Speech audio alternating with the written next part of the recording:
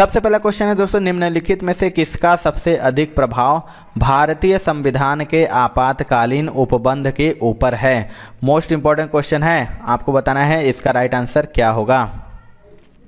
Right answer हो जाएगा दोस्तों ऑप्शन नंबर बी, यानी जर्मनी का वेइमर संविधान। आपको बता दें दोस्तों कि भारतीय संविधान में आपातकालीन उपबंध जर्मनी के वेइमर संविधान से प्रभावित है। अगला क्वेश्चन देखते हैं, आनुपातिक प्रतिनिधित्व ऐसे देश के लिए आवश्यक नहीं है जहां। आपको बताना है इसका राइट आंसर क्या होगा।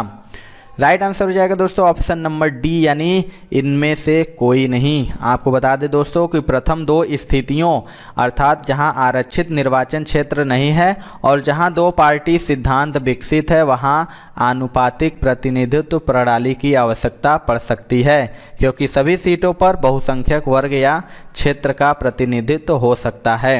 अगला क्वेश्चन देख लेते हैं दोस्तों, निम्नलिखित में से संविधान का कौन सा एकात्मक लक्षण है। आपको बताना है कि इनमें से कौन सा संविधान का एकात्मक लक्षण है। तो इसका राइट आंसर हो जाएगा ऑप्शन नंबर डी, यानी उपरोक्त सभी। आपको बताएं दोस्तों कि भारत में समूचे गणराज्य के लिए एकीकृत न्याय प्रणाली है जो संविधान के एकात्मक लक्षण को दर्शाती है। वह राष्ट्रीय आपातकाल को डॉक्टर अंबेडकर ने एकात्मक शासन के लक्षण के रूप में उल्लेखित किया है। अगला क्वेश्चन देख लेते हैं दोस्तों, संविधान की प्रारूप समिति के समक्ष प्रस्तावना को किसने प्रस्तावित किया था। मोस्ट इंपॉर्टेंट है, मैक्सिमम रिपीटेड क्वेश्चन है। बताना है कि प्रस्तावना जो था उसको किसने प्रस्तावित किया था। राइट आंसर हो जाएगा ऑप्शन नंबर डी, यानी जवाहरलाल नेहरू। आपको बता दें दोस्तों कि संविधान सभा का विधिवत उद्घाटन सोमवार 9 दिसंबर 1946 को प्रातः 11 बजे हुआ था और 13 दिसंबर 1946 को जवाहरलाल नेहरू ने ऐतिहासिक उद्देश्य प्रस्ताव पेश किया। अगला क्वेश्चन देख लेते हैं दोस्तों, प्रस्तावना में उपयोग किए गए शब्द समाजवाद और धर्मनिरपेक्ष। आपको बताना है कि प्रस्तावना में उपयोग किए गए शब्द समाजवाद और धर्मनिरपेक्ष। इसका राइट आंसर हो जाएगा दोस्तों ऑप्शन नंबर सी, यानी 42वें संशोधन द्वारा जोड़े गए थे। आपको बता दें कि वर्ष 1976 में 42वें संविधान संशोधन द्वारा संविधान की प्रस्तावना में संपूर्ण प्रभुत्व संपन्न लोकतंत्रात्मक गणराज्य के स्थान पर संपूर्ण प्रभुत्व संपन्न समाजवादी पंथनिरपेक्ष लोकतंत्रात्मक गणराज्य शब्द जोड़े गए। आगे देख लेते हैं दोस्तों, तो निम्नलिखित में से कौन भारत को एक धर्मनिरपेक्ष राज्य बताता है।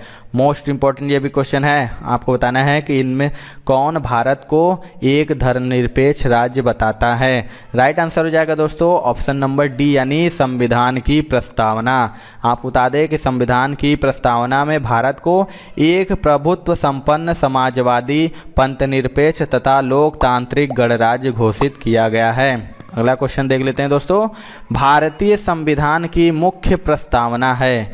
इसको बताना है कि जो भारतीय संविधान की मुख्य प्रस्तावना इनमें से कौन है। तो इसका राइट आंसर हो जाएगा दोस्तों ऑप्शन नंबर बी, यानी विचार विश्वास धर्म अभिव्यक्ति। भारतीय संविधान की प्रस्तावना में भारत को संपूर्ण प्रभुत्व संपन्न समाजवादी पंथनिरपेक्ष लोकतंत्रात्मक गणराज्य बनाने के लिए तथा उसके समस्त नागरिकों को सामाजिक आर्थिक और राजनैतिक न्याय विचार अभिव्यक्ति विश्वास धर्म और उपासना की स्वतंत्रता प्रदान करने की बात कही गई है।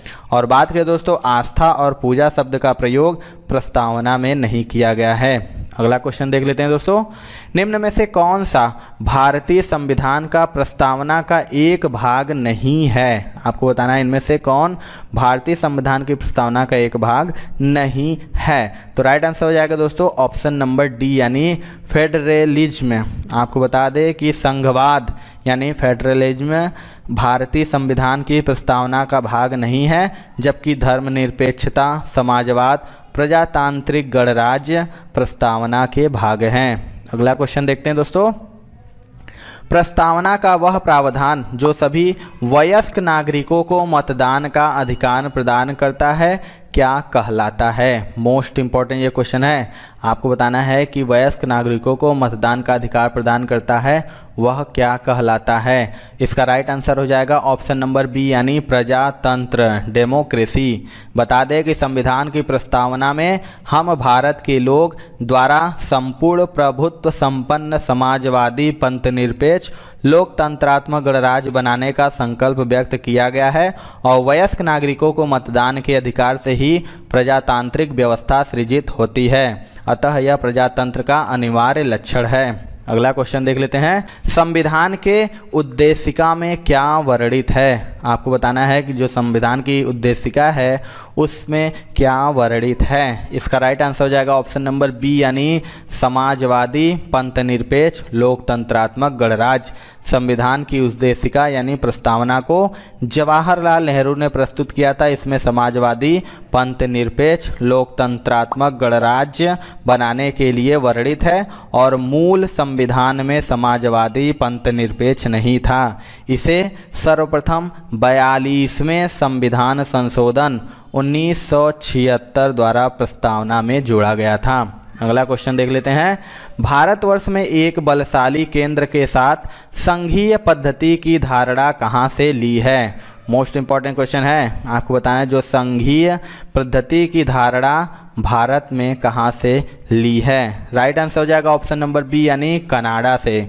बता दें कि भारतवर्ष में एक बलशाली केंद्र के साथ संघीय पद्धति की धारणा जिसमें संघ एवं राज्यों के मध्य संबंध का उपबंध है, कनाडा के संविधान से लिया गया है। अगला क्वेश्चन देखते हैं दोस्तों, निम्नलिखित में से कौन सी एक विशिष्टता संविधान निर्माताओं के द्वारा संयुक्त राज्य अमेरिका के संविधान से ली गई है? मोस्ट इंपॉर्टेंट ये भी है, आपको बताना है कि संविधान जो संयुक्त राज्य अमेरिका के संविधान से विशिष्ट संविधान निर्माताओं द्वारा क्या ली गई है। तो इसका जो राइट आंसर हो जाएगा दोस्तों ऑप्शन नंबर डी हो जाएगा यानी उपरोक्त सभी। आपको बता दें कि उपबंधों के साथ संविधान की सर्वोच्चता, न्यायपालिका की स्वतंत्रता, निर्वाचित राष्ट्रपति एवं उस पर महाभियोग उपराष्ट्रपति का पद व राज्यसभा का पदेन सभापति बनाने और उच्चतम एवं उच्च न्यायालयों के न्यायाधीशों को हटाने का प्रावधान संयुक्त राज्य अमेरिका के संविधान पर आधारित है। अगला क्वेश्चन देखते हैं मित्रों, भारतीय प्रशासनिक ढांचा का मॉडल निम्नलिखित में से किस देश से लिया गया है? आपको बताना है कि जो भारतीय प्रशासनिक ढांचा का मॉडल है वह किस देश से लिया गया है। राइट आंसर हो जाएगा ऑप्शन नंबर बी यानी ग्रेट ब्रिटेन। बता दें कि भारतीय प्रशासनिक ढांचा का जो मॉडल है वो ग्रेट ब्रिटेन से लिया गया है और संयुक्त राज्य अमेरिका से मौलिक अधिकार, और रूस की बात करें दोस्तों तो इससे मौलिक कर्तव्य तथा कनाडा से संघीय शासन पद्धति को लिया गया है। अगला क्वेश्चन देखते हैं मित्रों, बिहार राष्ट्रभाषा परिषद घटना का गठन कब हुआ? आपको बताना है जो बिहार राष्ट्रभाषा परिषद यहाँ पे पटना रहेगा, बिहार राष्ट्रभाषा परिषद पटना का गठन कब हुआ? तो इसका राइट आंसर हो जाएगा दोस्तों ऑप्शन नंबर सी यानी 1950 ईस्वी में। बता दें कि बिहार राष्ट्रभाषा परिषद पटना का गठन जो 1950 ईस्वी में किया गया था और फादर कामिल बुल्के इसके संस्थापक सदस्य थे। अगला क्वेश्चन देखते हैं, भारत का संविधान भारत को कैसे वर्णित करता है? मोस्ट इंपॉर्टेंट ये भी क्वेश्चन है, आपको बताएं जो भारत का संविधान है वो भारत को इनमें से कैसे वर्णित करता है। राइट आंसर हो जाएगा दोस्तों ऑप्शन नंबर बी यानी राज्यों का संघ।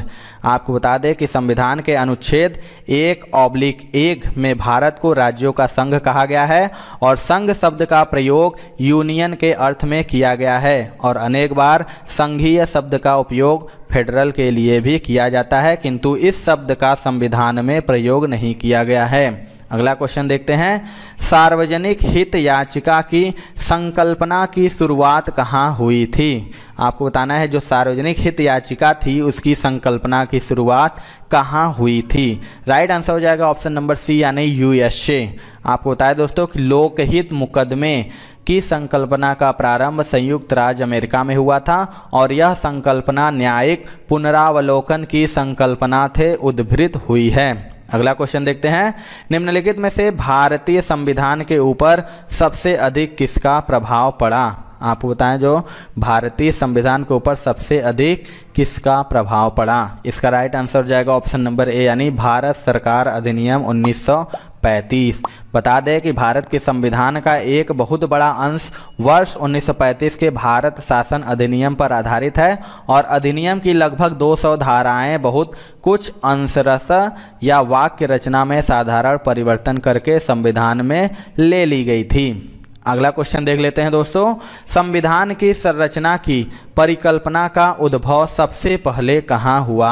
आपको बताना है कि संविधान की जो संरचना की परिकल्पना हुआ था उसका उद्भव सबसे पहले कहाँ हुआ था। इसका राइट आंसर हो जाएगा ऑप्शन नंबर सी यानी ब्रिटेन में। बता दें कि सबसे पहले जो संविधान की संरचना की परिकल्पना ब्रिटेन में 1608 ईस्वी में 13 कॉलोनीज के तहत की गई थी, जिसे मूर्त रूप ग्रेट ब्रिटेन के प्रभाव वाले जॉर्जिया में दिया गया था। अगला क्वेश्चन देख लेते हैं दोस्तों। किस देश ने सबसे पहले विश्व लिखित संविधान दिया। मोस्ट इंपॉर्टेंट ये भी क्वेश्चन है। आपको बताना है कि किस देश ने सबसे पहले विश्व को लिखित संविधान दिया था। इसका राइट आंसर हो जाएगा ऑप्शन नंबर ए यानी अमेरिका ने। फिलाडेल्फिया सम्मेलन द्वारा अमेरिका के संविधान का निर्माण 1787 ईस्वी में किया गया था तथा नवनिर्मित संविधान के अनुसार निर्वाचित सरकार ने 4 मार्च 1789 से कार्य करना प्रारंभ कर दिया। इस प्रकार विश्व के प्रथम निर्मित एवं लिखित संविधान का निर्माण अमेरिका में हुआ है। अगला क्वेश्चन देखते हैं दोस्तों। विश्व में लिखित संविधान किस देश का सबसे विस्तृत है। वेरी वेरी इंपॉर्टेंट क्वेश्चन है ये। आपको बताना है कि इनमें से किस देश का संविधान सबसे विस्तृत है। तो इसका राइट आंसर हो जाएगा दोस्तों ऑप्शन नंबर डी यानी अपना भारत। आपको बता दें कि भारत का जो लिखित संविधान विश्व का सबसे विस्तृत संविधान है और संविधान के मूल पाठ में कुल 395 अनुच्छेद, 8 अनुसूचियां और 22 भाग थे। वर्तमान की बात करें दोस्तों तो इसमें 12 अनुसूचियां हैं और संविधान की विशालता के कारण ही आइवर जेनिंग ने भारतीय संविधान को वकीलों का स्वर्ग कहा है। अगला क्वेश्चन देख लेते हैं दोस्तों। भारत का संविधान बताना है 1950 को लागू हुआ था, यानी भारत का जो संविधान था कब 1950 में लागू हुआ था। राइट आंसर हो जाएगा दोस्तों ऑप्शन नंबर सी यानी 26 जनवरी को। वेरी वेरी इंपॉर्टेंट ये भी क्वेश्चन है और मैक्सिमम रिपीटेड क्वेश्चन है। पूछता है भारत का संविधान कब लागू हुआ, तो इसका राइट आंसर आपको बताया 26 जनवरी 1950 को। संविधान पर आपको बताएं दोस्तों कि 26 नवंबर 1949 को संविधान पर संविधान सभा के सभापति डॉक्टर राजेंद्र प्रसाद के हस्ताक्षर हुए और उसे पारित घोषित किया गया और नागरिकता, निर्वाचन और अंतरिम संसद से संबंधित उपबंधों तथा अस्थायी और संक्रमणकारी उपबंधों को उक्त दिनांक से ही प्रभावित घोषित किया गया। जबकि संविधान 26 जनवरी 1950 को लागू हुआ था और 26 जनवरी 1950 को भारत को गणतंत्र घोषित किया गया, इसलिए यही दिन प्रथम गणतंत्र दिवस के रूप में मनाया गया। अगला क्वेश्चन देख लेते हैं। भारत एक संप्रभु लोकतांत्रिक गणराज्य बना। आपको बताना है, ये भी मोस्ट इंपॉर्टेंट क्वेश्चन है कि भारत एक संप्रभु लोकतांत्रिक गणराज्य कब बना था। इसका राइट आंसर हो जाएगा ऑप्शन नंबर सी यानी 26 जनवरी 1950, यानी 2 वर्ष 11 महीने 18 दिन के कथक और निरंतर परिश्रम के पश्चात 26 नवंबर 1949 तक संविधान के निर्माण का कार्य पूरा कर लिया गया था तथा उसके कुछ उपबंध उसी दिन लागू कर दिए गए और संविधान के संपूर्ण उपबंध 26 जनवरी 1950 को लागू किए गए। इसलिए भारत एक संप्रभु लोकतांत्रिक गणराज्य 26 जनवरी 1950 को बना था। अगला क्वेश्चन देखते हैं दोस्तों। भारत की नागरिकता निम्नलिखित में से किस प्रकार से प्राप्त की जा सकती है। आपको बताना है कि जो भारत की नागरिकता है वह किस प्रकार से प्राप्त की जा सकती है। तो इसका राइट आंसर हो जाएगा ऑप्शन नंबर डी यानी उपर्युक्त सभी से। आपको बता दें कि जो भारत की नागरिकता अधिनियम 1955 के अधीन भारतीय नागरिकता का अर्जन जन्म द्वारा, देशीकरण द्वारा, पंजीकरण द्वारा, वंश परंपरा द्वारा तथा अर्जित भूभाग के विलयन द्वारा किया जा सकता है। अगला क्वेश्चन देख लेते हैं दोस्तों। भारत का संविधान, आपको बताना है भारत का संविधान। इसका राइट आंसर हो जाएगा दोस्तों ऑप्शन नंबर ए, यानी एकल नागरिकता प्रदान करता है। मोस्ट इंपॉर्टेंट ये भी क्वेश्चन है। बता दें दोस्तों कि भारतीय संविधान भारतीयों अर्थात अपने नागरिकों को एकल नागरिकता प्रदान करता है और सामान्य तौर पर संघीय व्यवस्था में दोहरी नागरिकता में नागरिकों को संघ तथा इकाई की दोहरी नागरिकता प्राप्त होती है। अगला क्वेश्चन देख लेते हैं।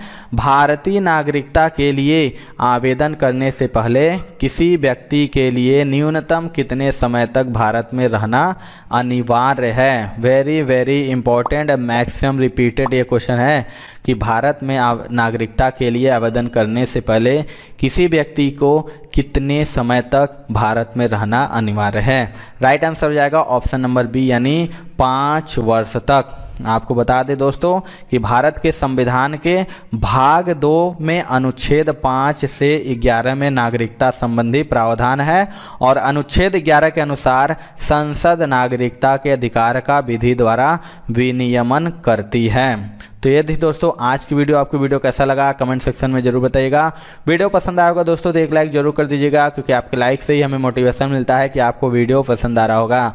अगर हमारे चैनल पर नए हैं दोस्तों तो चैनल को जरूर सब्सक्राइब करके बेल आइकन दबा लीजिएगा। के लिए जय हिंद, जय भारत।